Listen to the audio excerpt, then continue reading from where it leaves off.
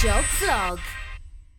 New to Xbox Game Pass, I played through Shadow of the Tomb Raider, the final installment in the Lara Croft reboot prequel Origins trilogy from Eidos and Square Enix. This time, Lara is in the Peru Amazon forest, dealing with like Inca, Aztec mythology, sacrifices the like. Lara and her main man, Jonah, head to the jungle in search of a box that keeps a sacred dagger from destroying the world during an eclipse, which makes sense to me. Now, I do have some problems here with the SJW nature of some of this narrative. I mean, hell, when the game starts, you get this message of woke virtue signaling. It's like, okay, we realize that Lara's gonna be in these costumes and we don't want to be accused of cultural appropriation. So let's just say that we have a very diverse group of different races and genders, sexual orientation,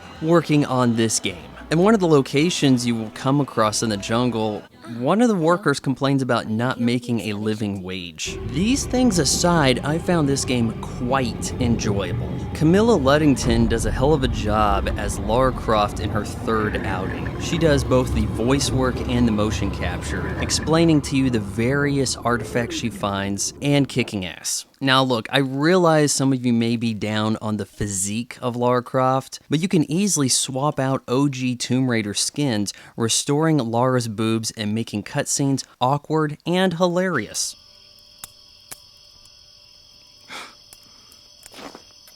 It's not pretty.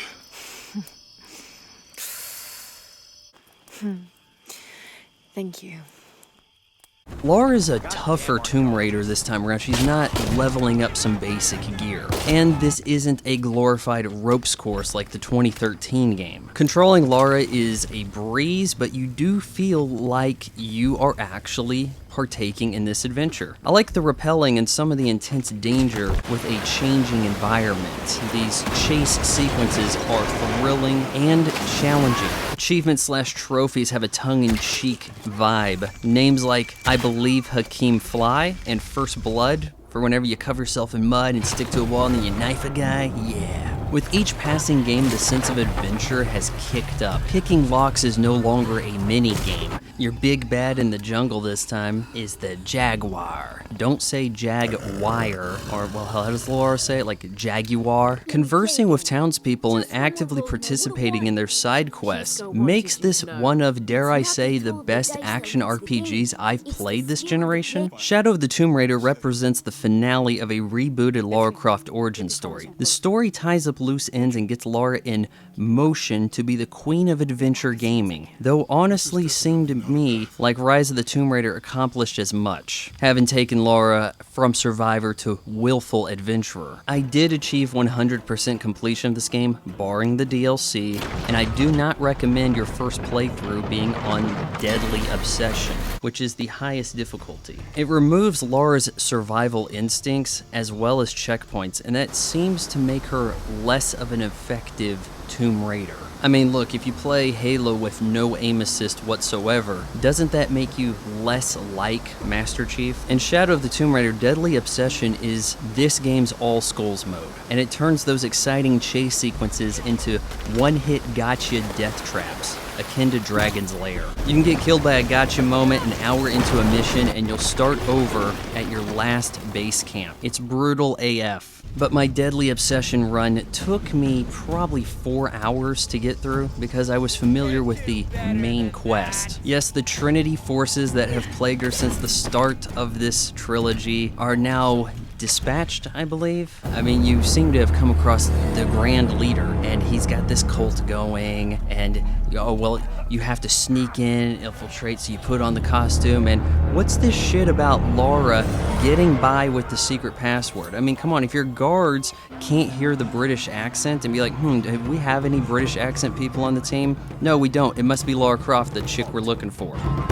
Innocent eyes will blink at dawn when weakness falls away. If you don't want to see how I kill the final boss, but you still want to see how I evaluate this game, skip to this time, because they're spoilers. As he wields the power of the dagger, I found this boss actually pretty easy to dispatch. I mean, of course, by the time you get to the end of the game, you're going to be loaded to the hilt with the most upgraded equipment and skills. All you got to do is avoid your mortal enemy of gravity by staying away from the edge. Pump him full of lead, get in close, hit that Y button on the Xbox, you know, to stab him, and there you go. You know, I was a bit teppish about this whole prequel trilogy. You know, I'm not into reboots, but it largely stayed faithful, and we have to be real for ourselves. That original Lara Croft design was a limitation of the time period. I'm saddened to see this go, and I realize that whatever adventures Lara has left in her coming forward in the future, they're going to be a departure from this. I give Shadow of the Tomb Raider a 9.5 out of 10.